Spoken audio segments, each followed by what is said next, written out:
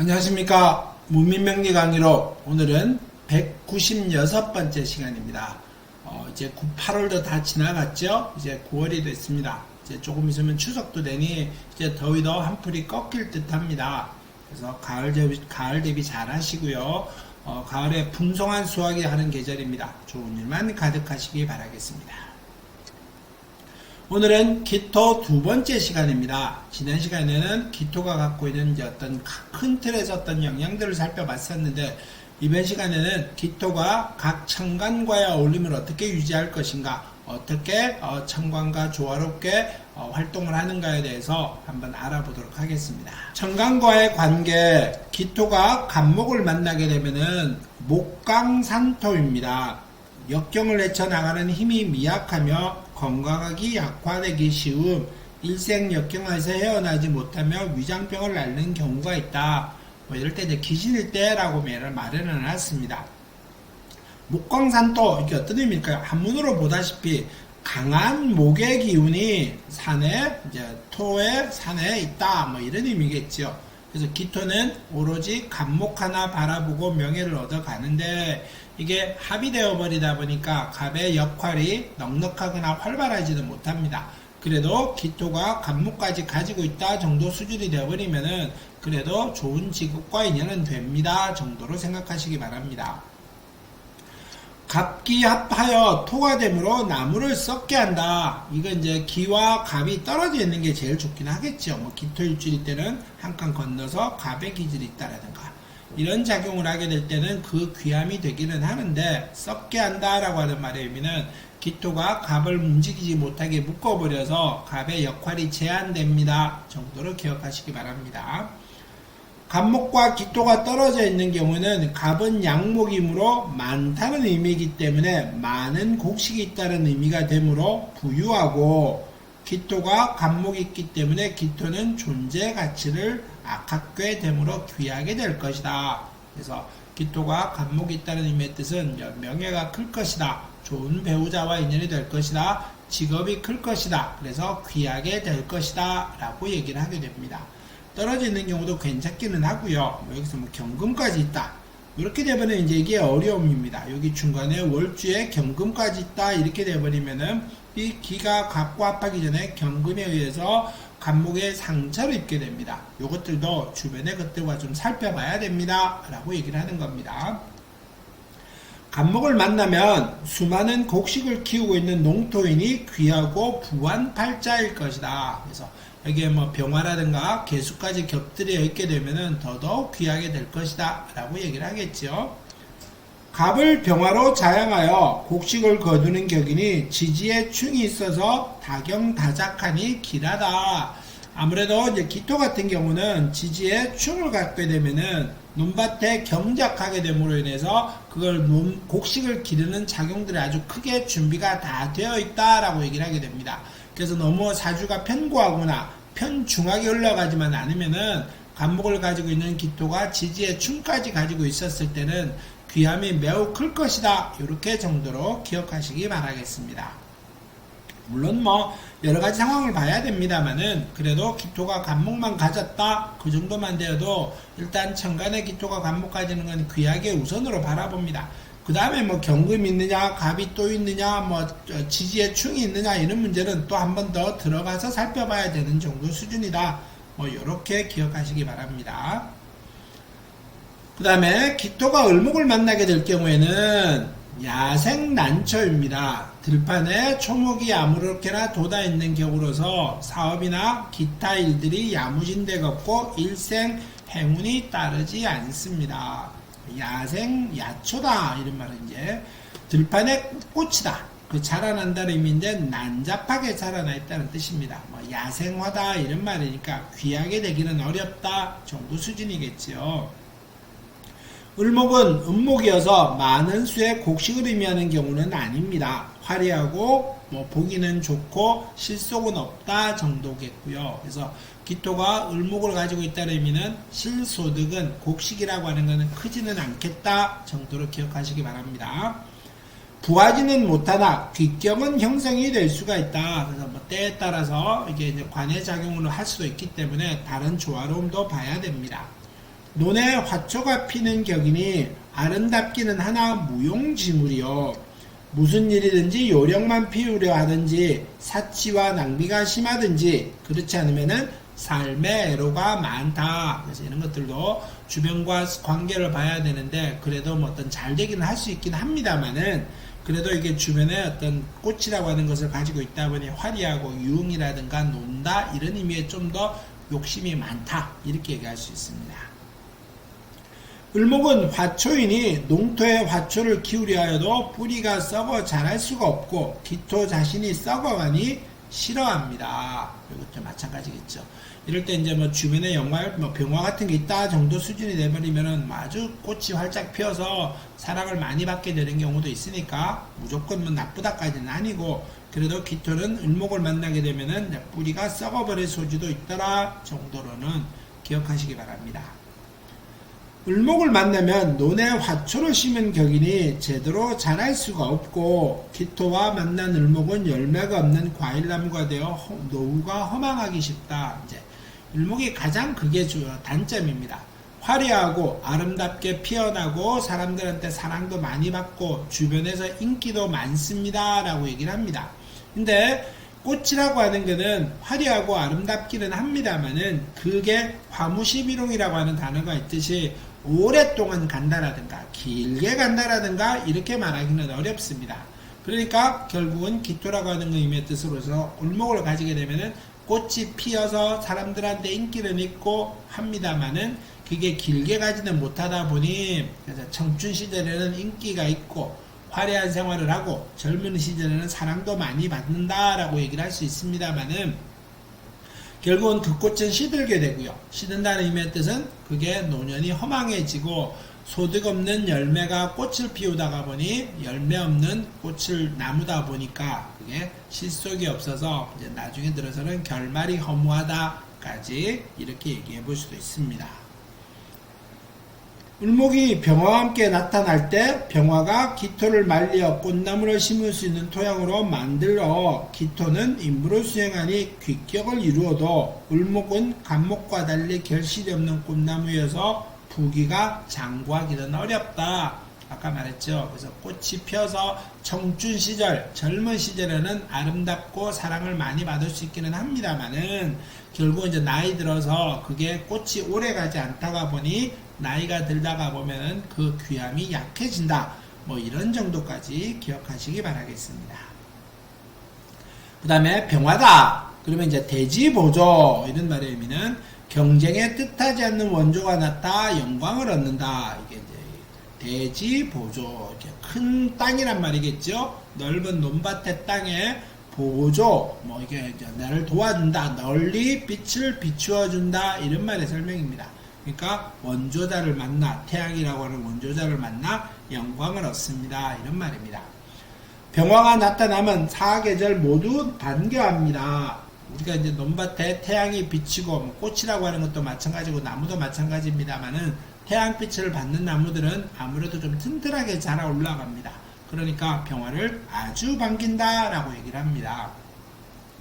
병화를 보면 초목을 많이 키울 수 있게 되는 여건을 이룹니다. 그래서 병화가 있어야 초목이 튼튼하게 자라고 아름답게 자라고 풍성하게 자라 올라갈 수 있다. 그래서 병화가 논밭에 기토한테 심어진 곡식을 키워서 적절하게 온도도 제공을 하고요. 영양분도 제공하기 때문에 귀격의 기질을 이룰 수 있다. 갑과 개가 같이 있으면 부귀명이다. 뭐 이거 설명이 필요 없겠지요. 기토가 병화를 가지고 있는데 갑목과 개수까지 있다. 이러면 아주 기격이 됩니다. 갑을목과 같이 있고 지지에 충이 있으면은 쟁기질된 옥토에 곡식이 심어져 있는 형국으로 좋은 격을 이룹니다. 뭐 아주 부럽습니다 정도로 생각하셔도 되고요. 병화가 있으면 생토가 되고 병화가 없으면은 사토가 되는데 여름철에는 초목이 왕성하게 성장하는 계절이니 병화가 없어도 생토가 됩니다. 그래서 여름에는 좀 병화의 기질은 조금 약하다라고 얘기합니다만은 그래도 봄과 가을과 겨울에는 병화의 작용을 크게 가지고는 있다. 뭐 이런 정도로 그래서 더운 여름에는 병화빛이라고 하는 것보다는 자기 자체가 온도를 머금고 있기 때문에 병화가 없어도 생토가 될 수는 있다. 그래도 병화는 필요하다. 뭐 이런 정도로 병화가 있을 때는 왕하여야 하며 조우가 잘 되어야 대격을 이룹니다. 그래서 병화가 있다는 의미의 뜻으로서는 크게 격을 이루게 될 것이니 그 격이 병화가 다른 사주의 조화로움과도 잘 어울려야 됩니다. 라고 얘기를 합니다. 병화가 있는데 그럼 정화는 어떨까요? 정화라고 하는 말은 온도입니다. 그러니까 기토 입장에 따지면 비닐하우스에 곡식을 키우는 격이다 라고 말을 하게 될 것이니 잘 구성이 되었을 때는 뭐 정화가 있었어도 나름의 어떤 역할을 합니다만은 정화 자체만으로서는 그걸 크게 키우거나 아주 뭐 튼튼하게 만들거나 대국을 이루거나 이렇게는 어렵다 정도로 기억하시기 바랍니다. 갑병계가 잘 구성이 되면 대부한다. 뭐 이거는 뭐 갑목, 병화, 개수까지 같이 있으면은 기토는 아주 귀하게 됩니다. 정도로 농토에 곡식이 충분하고 곡식을 키울 태양도 있고 수분이 충족되므로 농토의 가치가 매우 높다. 그래서 병화와 기토가 있어서 그 기토의 기운을 병화가 너무 축축하지 축축하지 않게 해줘야 되면서 가물목까지 있어서 기토가 논밭에 있는 가물목을 잘 키울 수 있게 병화가 도와준다라고 하면은 뭐 아주 귀하게 되겠죠. 그래서 대체로 기토는 병화가 있다 한 겹 올려보고요. 간목까지 있다 2겹, 개수까지 있다 그럼 3겹 아주 귀하게 됩니다. 정도로 기억하시기 바랍니다. 병화가 투관하여 있는데 신금은 병화 옆에 투관하면 병화와 신금이 합의되어 태양의 작용을 못하게 되니 농작물이 썩게 되는 경우가 되어 불길합니다. 그래서 병화가 투관했는데 병신합의 작용이 있지요. 신금까지 투관해 있다는 의미의 뜻은 그런 병화가 신금하고 합하느라고 병화의 작용을 좀 못하게 됩니다. 그런 작용들의 설명이다 정도로 기억하시기 바랍니다. 기토가 정화와 인연을 맺었었을 때, 기토가 정화와 어울릴 때를 말합니다. 주작임묘다. 겉으로 드러나지 않지만은 시간이 지나면 성과를 낸다. 이제 주작이라고 하는 말은 붉은색의 기세겠죠. 이제 어떤 뭐 불의 기운을 말을 하는데 임묘라고 하는 말은 여기 이제 이 싹은 싹이다라고 하는 뜻입니다. 그래서 뜨거운 기세가 싹으로 안에 들어갔다. 겨우 생명이 싹 더 나올 소지가 있다. 뭐 이런 정도입니다. 뭐 힘이 있다라고까지 말하기는 어려워도 그냥 그 기세는 있겠다 정도 그 능력을 갖추고는 있어서 자기의 역할이 이제 시작되었다 뭐 잘 강하게 되었다까지는 아니래도 시작은 되었다 정도로 정화는 농사를 지을 땅에 지열이나 인공으로 농사를 지어야 되는 경우가 되므로 재능은 있으나 대발하지 못하고 원망과 고통이 따른다. 그러니까 쉽게 말하면 태양은 모든 땅에 빛을 한꺼번에 골고루 줍니다만은 정화는 가까이 있는 것은 열기를 받고 멀리 있으면은 열기의 영향을 못 받지요. 그러다 보니까 이게 이제 열심히 노력해야 된다 이런 말의 설명인 겁니다. 정화가 투관하면은 밭에 불이 난 격이므로 허망한 형상이다. 그러니까 열심히 노력해야 되고 그 다음에 노력해야 되다 보니까 내가 그만한 실속을 차리지는 못한다 정도겠지요. 그래서 이럴 때 이제 너무 정화의 기세가 강하면은 뭐 때로는 임계가 와서 뭐 정화를 살짝 제어해주는 역할도 필요하더라. 뭐 이런 정도로 간목이 투관하면 양목이니 많은 곡식이 농토에 있는 격이 되어 병화처럼 부유되지는 않으나 간목이 없는 경우보다는 좋다. 그래서 이럴 때 뭐 정화까지 간목이 있다 이런 정도 되면 어느 정도의 재산은 모을 수 있겠다 정도겠고요. 정화는 가을에 경신이 서리가 되어 작물을 망치려 할 때 경신을 녹여 병을 제거하는 약의 자근으로 사용할 때 길하다. 그래서 정화는 기본적으로 기토한테는 뭐 역할이 있기는 합니다만은 크게 있다라든가 강하게 있다라든가는 말하지 않습니다. 근데 이 경신이라고 하는 서리가 내렸었을 때 때로는 뭐 임계가 와서 너무 강하게 물의 작용을 하게 될 때 이럴 때 정화는 임계의 작용도 살짝 막아주기도 하고 경신이 와서 서리를 내리게 하려고 할 때 이 정화가 그 작용을 망치게 하기도 합니다. 그럴 때는 약신의 작용도 있다 뭐 이런 말이겠고요.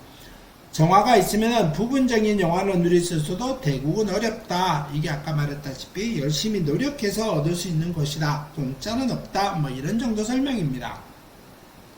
정화는 경신금이 투관하여 자갈밭이 된 경우 경신금을 억제하거나 귀신을 제하는 임무를 수행하여 간목이 나타나면 정화로서 경신을 눌러 간목을 기르니 약신으로 작용을 합니다. 아까 말했죠. 기토는 간목을 필요로 하는데 그 간목이 경신에 눌렸었을 때, 때로는 기토가 너무 물구덩이에 빠졌었을 때 이 정화의 작용이 그걸 막아주는 역할도 한다. 그랬었을 때는 약신의 작용도 합니다. 그래서 주변 글씨와도 잘 같이 어떻게 어울리는가도 살펴봐야 됩니다. 정도가 맞고요. 갑이 없는 경우 기토가 신앙하고 정과 경이 있으면 무역, 법관으로 큰 명성을 얻을 수 있다. 이럴 때는 이제 전문직처럼 살아갈 소지도 있다. 내가 무슨 재주를 부리거나 뭘 하더라도 기술직으로 살아갈 소지는 있다. 이런 정도로 기억하시기 바랍니다. 그 다음에 기토가 무토와 관계를 맺을 때입니다. 기와 무가 올리면 경련상배다. 단단함과 부드러움이 좋은 배합을 이루는 경우로 대인관계가 원만하고 대성한다. 이럴 때 이제 경자는 굳을 경자를 말을 하지요. 그래서 굳다, 그 다음에 연자는 단련한다, 이런 말의 설명입니다. 그래서 굳게 단련해서 서로 상호 배합이 됩니다. 라고 하는 의미의 뜻입니다. 이제 단단함과 부드러움이 같이 있어서 좋은 배합을 이룬다, 이런 말의 설명이고요.